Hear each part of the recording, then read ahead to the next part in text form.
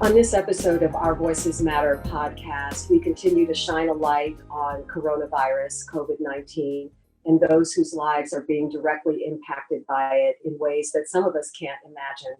Those of us who've been fortunate enough to remain healthy. Of course, we've got our frontline workers, but also, of course, those who have actually been infected with the virus and are trying to recover from it.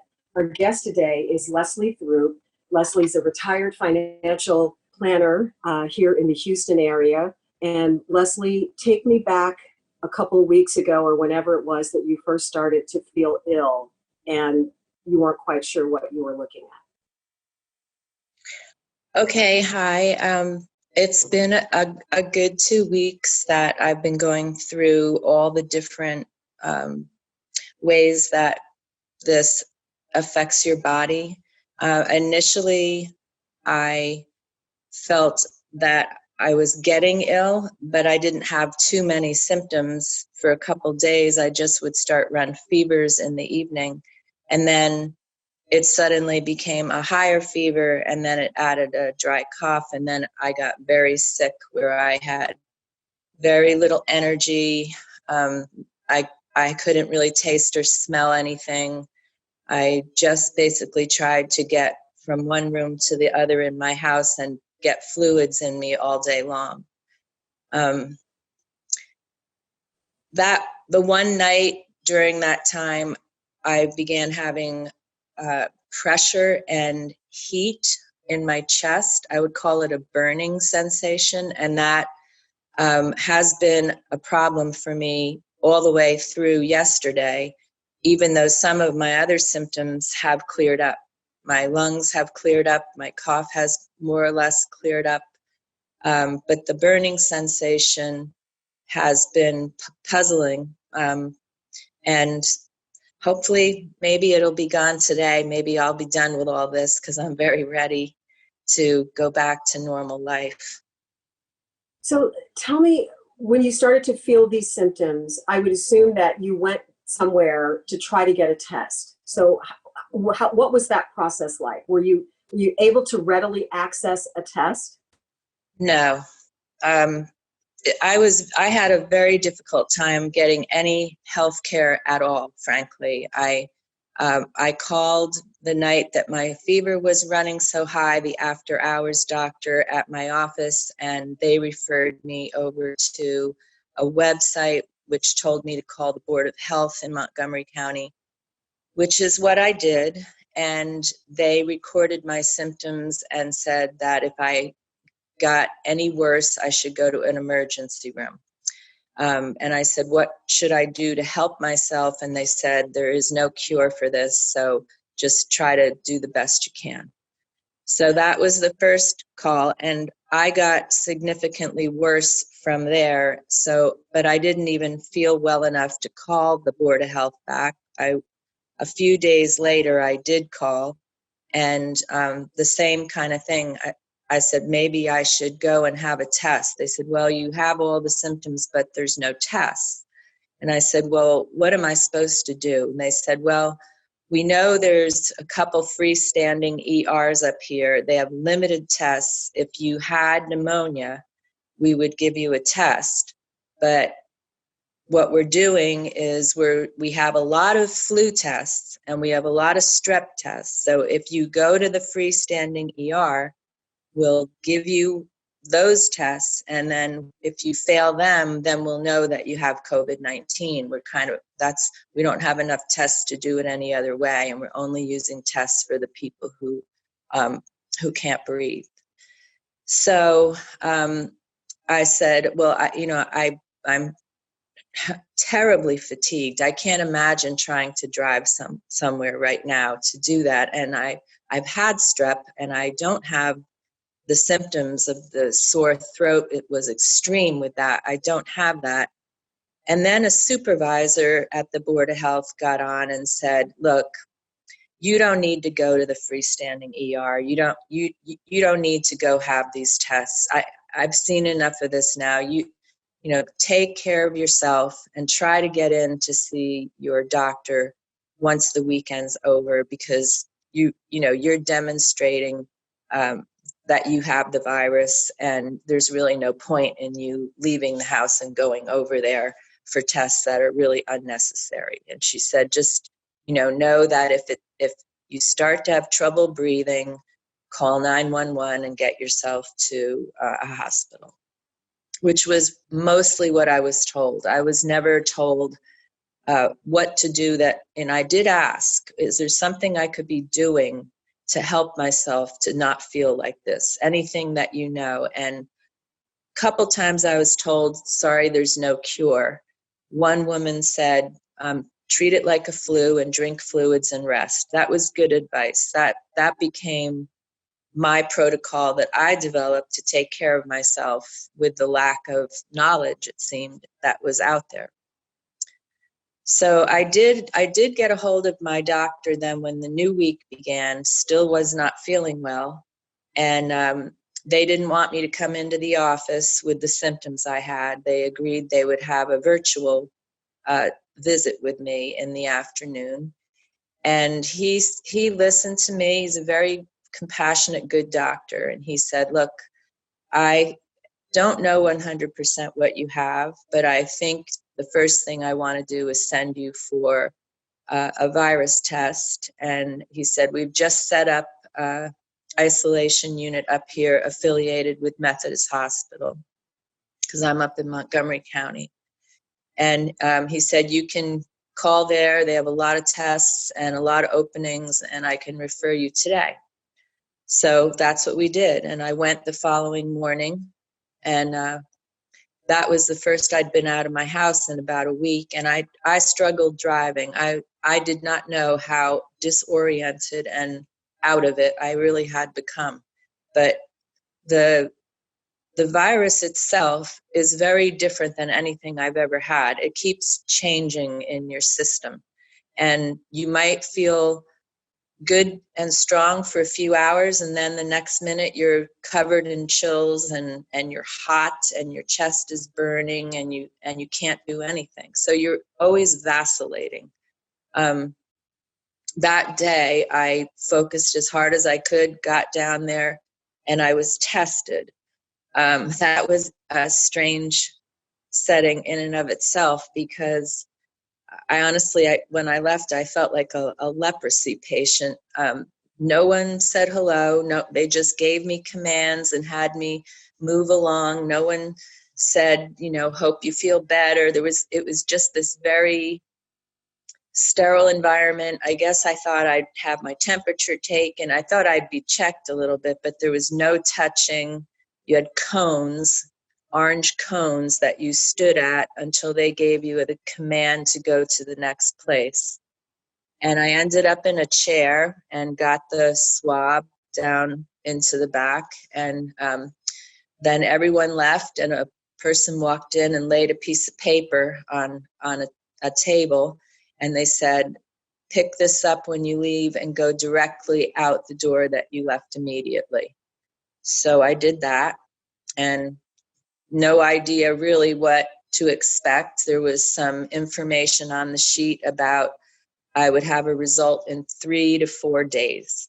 So I thought, okay, and I went home and just continued to do my drinking. I've been drinking, trying to drink something of substance each hour and build my immune system, stay hydrated, and then just resting in between.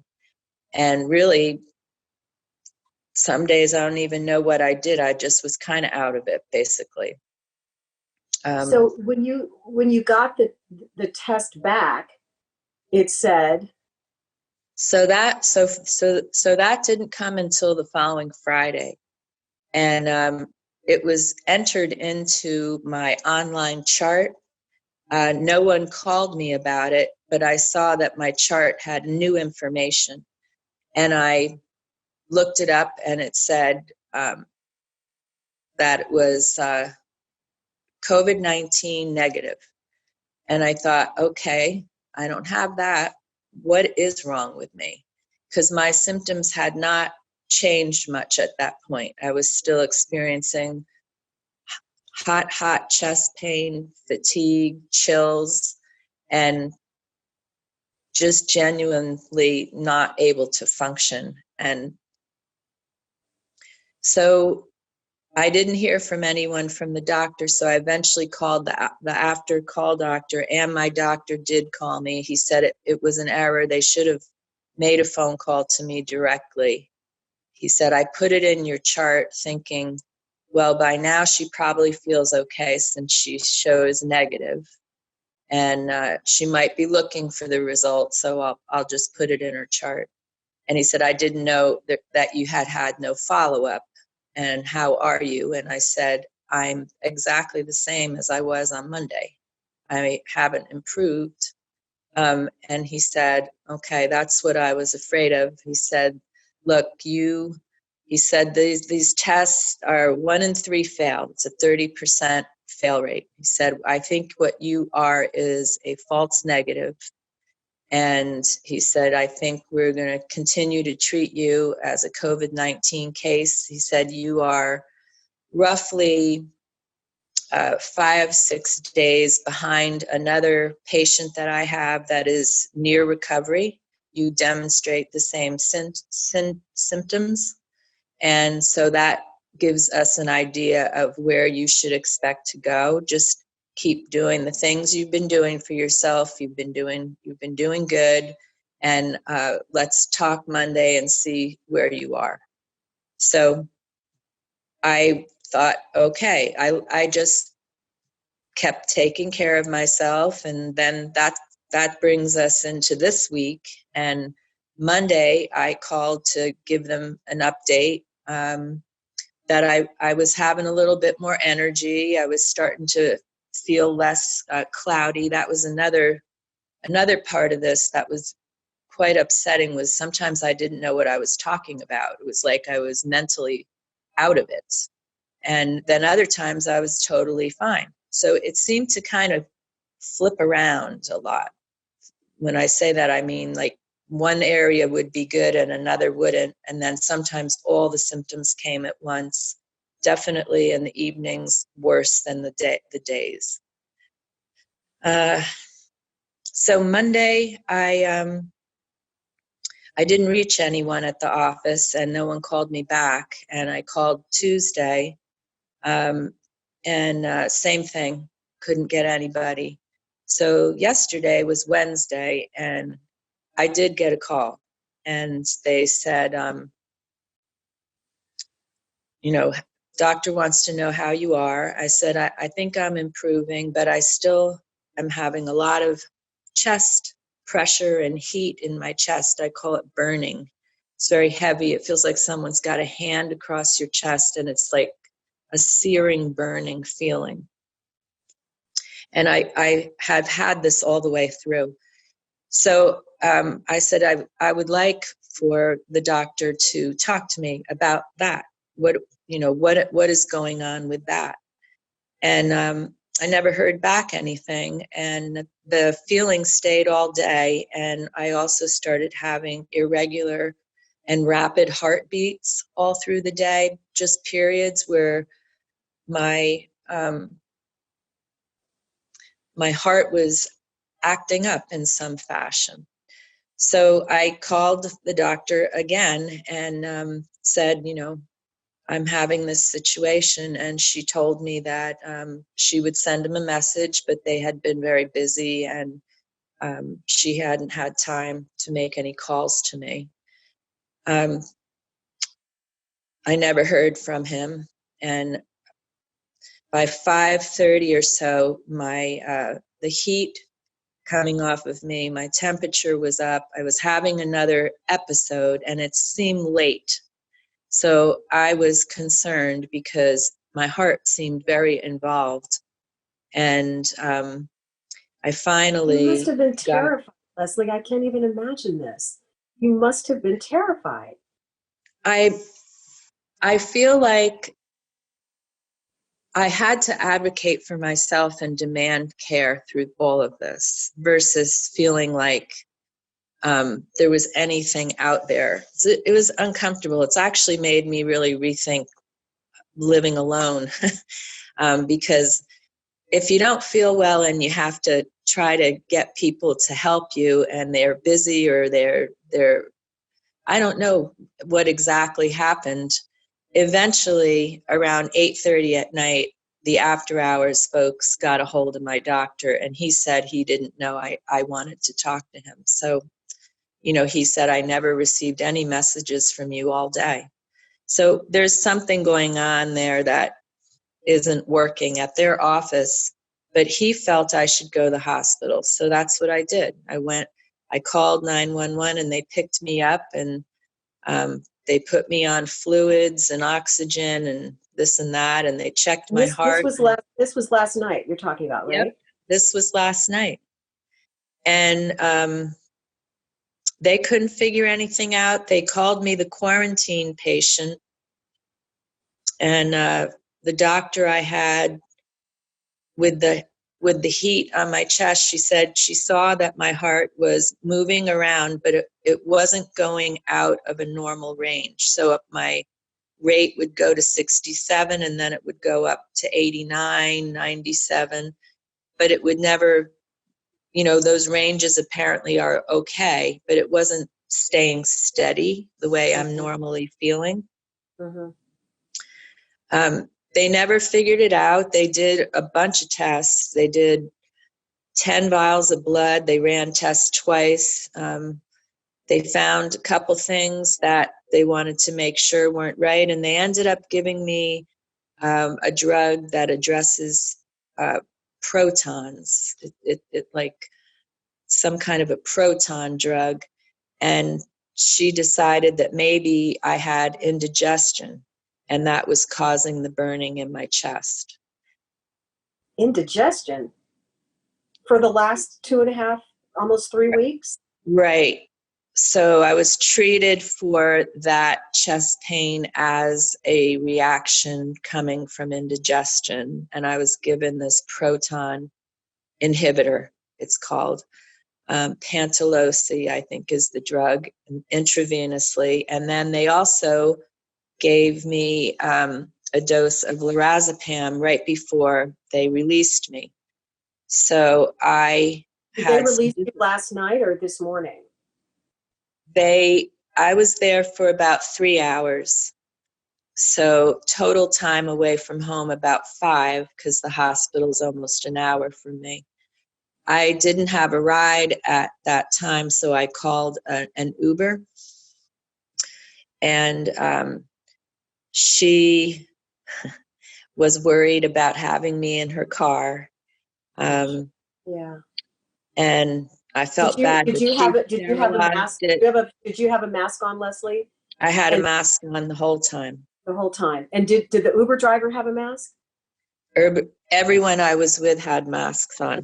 Everywhere. Okay. Everywhere they had them. And what she did was she had me sterilize my hands with sanitizer before I got in the car. And then she opened the door when I got out, and she was sterilizing the whole car in front of my house.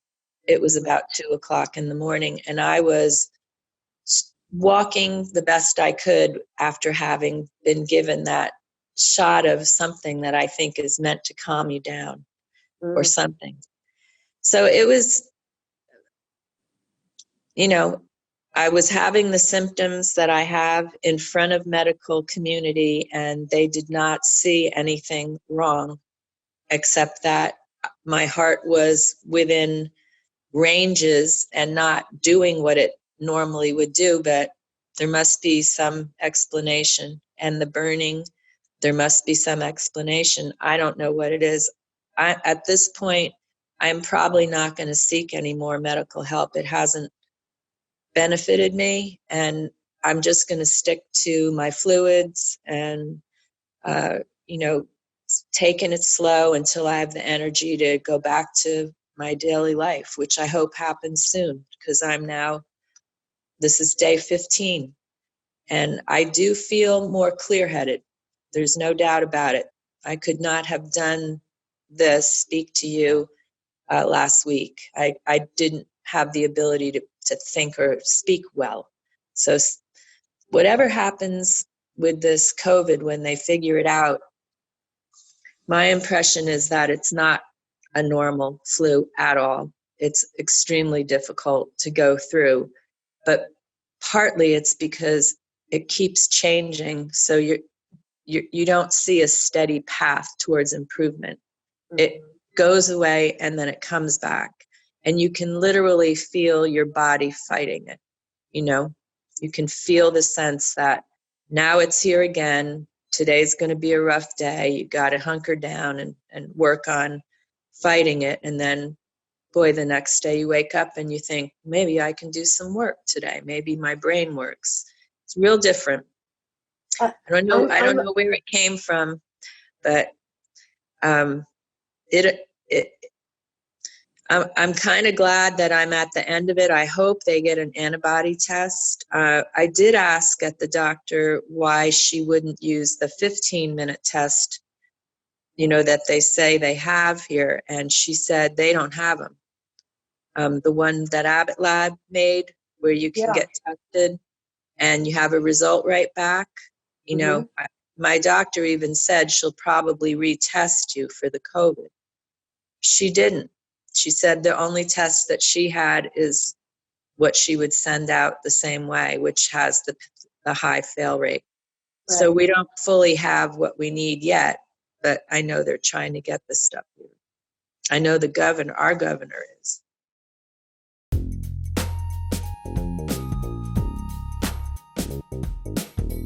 I want to take a moment to welcome our sponsor, BMW of West Houston. Full disclosure, I'm a customer and have been for the last several years. I switched from another brand, which shall remain nameless, and I've never looked back. From the sedans to the SUVs, BMW of West Houston will put you in the ultimate driving machine of your dreams. The X5 and the X7, they're both on my wish list for when this podcast hits 1 million listeners. So please share away. A girl can dream. Check out this month's deals at bmwwest.com.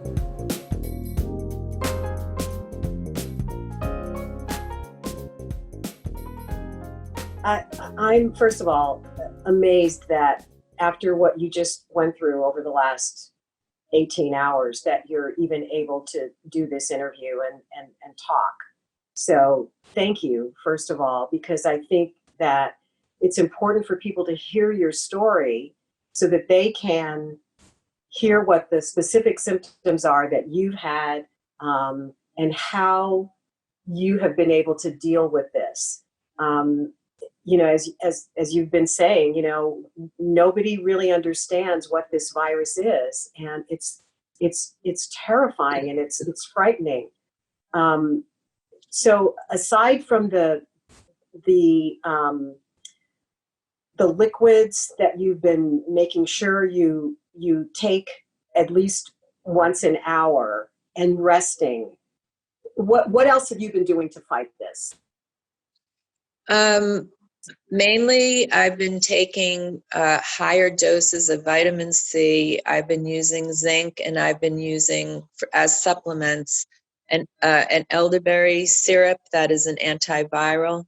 So I kind of rotate through that, and I drink a lot of hot drinks. I drink hot chicken broths, good quality organic stuff. I stick with only really good quality.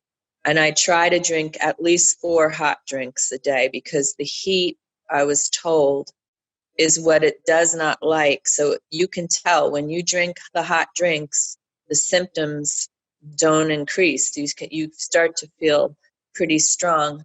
I've also used coconut water. I've used grapefruit juice, and I've used the Suja products, Suja. They make small little immunity shots that are filled with either turmeric or some types of probiotics, high levels of C, and it's almost like a little shot, and when you drink it, it scalds your throat, but it just slams your system with good stuff to fight stuff off. So that seemed to me like the natural thing I would do if I had a cold, whatever. I always gravitate towards the lemon and honey drinks, hot drinks, airborne zinc, Zicam. I use Zicam. I take a zinc, each day. And I think if somebody was to get this and they were told, like I was, there's no cure, as how do I help myself? Well, there's no cure. That's not an answer from the medical community. We could have a protocol based on things like what I'm doing. I'm sure there's other people out there that have nourished themselves through this. And that's something the medical community could offer, even if they don't have a drug. They could offer just generally taking care of yourself in an old-fashioned way that nourishes your system to beat something on its own. That seemed to be helpful. That's Resting, it's one of the reasons why I wanted to talk to you, because it appears that we the people are going to just have to take this on ourselves and start spreading the message about what is working for us as individuals, and just getting the message out there to as many people as possible. And that's what I'm really trying to focus on during this time with the podcast, is to share this kind of information so that others can benefit from it.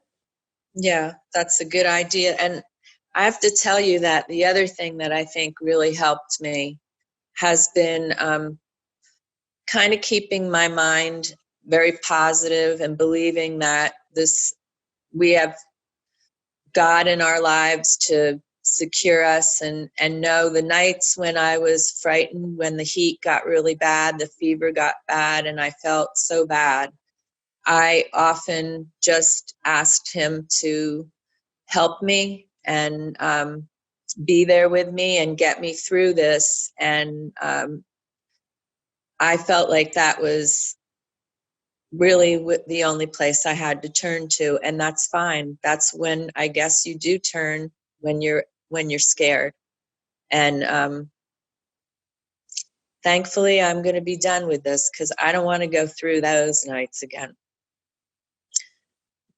And so if anybody gets this and they start to have those nights where you get really scared and everything starts happening, try not to panic, I guess. Use your head and stay really strong in your head, that like almost in a mental, I can fight this thing, and I'm going to, and I won't accept that it's going to win. I'm going to accept that I'm going to win. That's been my way of thinking of it. Positive thinking, mind over matter, and just build that immune system, because that's my weapon. Sounds kind of funny, but there wasn't really much else out there, and it seems to be helping. No, it's, turning to faith and turning to the power of positive thinking and mind over matter. Those things work. And it's so important that you're giving us a complete picture of what it's like to go through this. I know when you're finally past it, you will probably look back and have some major thoughts about everything that's been going on. But tell me what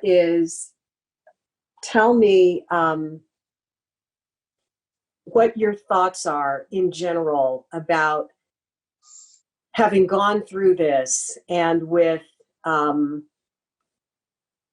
just the protocols that are not in place that you think could or should be in place, understanding that this is new for all of us. But just, as an American citizen, what are you thinking and feeling having gone through this? I'm thinking that we're just getting prepared in the last week. We're just receiving the things that should have been in place months ago, really. I mean, what I think we have to learn from this the most is that we have to realize this could happen again. It might not be COVID-19, it might be something else, but we should for sure in our country have a system in place that turns on like a switch. We shouldn't have to have people like our governor hiring someone to search the world for the equipment that we need, have very little input from the federal level, have very little contribution from the federal level. We should have tests when we get them that are significant enough that the population can be tested that is showing symptoms. That's a minimum. And we should have tests that work. You know, if you tell someone we're saving the test for the person who shows up at the ER and they can't breathe, and that's the person you test, and they still have to wait 4 days to get the results, and maybe by then they're on a ventilator or worse, how are you using your tests well? And then you have all these other people out there that are told, like me, you're self-isolated because you're clinically diagnosed as a COVID-19 patient because our tests are failing. We could have had a system in place a month earlier, maybe, even, because it's taken 3 weeks or so to start to get the equipment in for the healthcare workers. The tests still obviously are not here. We should have the system in place. We should recognize its threat, and we should commit to a pandemic team, maybe on a state basis, that is in charge of when this happens. They take over, they get it done. The healthcare system knows what's going to happen. And then they also come up with some good self-care information for the people who are at home, so they don't feel like they're hung out to dry on their own with something that you basically are being told could kill you. It's not a comfortable feeling. I didn't watch the news at all. I kept that away because that is only going to scare you. So it was better to focus on other things, kept my mind stronger, and that's what I needed. So I would say we have an opportunity to, get a plan in place in America, however they want to divide it up. I would not do it on the federal level, though, because the states are where each state knows its needs better, and it should probably come from the people who run the state and set it up so that we never have this happen again. If it happens, we got something coming over from China, we already have our battleware on. We don't have to go running for it afterwards, after we've already been attacked. We can do better. We can do better. Is there anything else that you'd like to leave our audience with that might help them get through this next phase that we're all dealing with? I think it's really important to know that most people get better from this. It was the one thing my doctor said to me when I was really frightened the one night. He said, you are going to get better, and 98% of the people that get this are going to either be mild or moderate in the case they have, and you will get better. It will take a while. I felt reassured by that. And he told me that I'm a mild to moderate case, more moderate than others. So I had some stuff going on that might have been a little bit more than the mild case. And I know that there was nowhere to go with it. You got to be in your house and you got to take care of yourself. And there's no magic pill. You just have to do what is, maybe what your grandma would have taken care of you back in the day, keep you full of fluids and keep you warm when you're chilled, and just realize that there's an end to it. And I'm not quite there at the end, but I will be. I'm planning to be since it started, because that's the way that you have to take this stuff on. Absolutely. Absolutely. Lesley, I cannot thank you enough for giving this perspective from such a personal place for the benefit of our audience. And I know everyone who sees and listens to this wishes you complete and total health very, very soon. And thank you so much for just for taking the time to share this with us. And just be well, please be well, and keep us posted on how you're doing. I'll be checking in with you. Okay, Linda. Thanks All so right. much. Thanks so much. You take care. Okay. Okay. Bye. Bye-bye.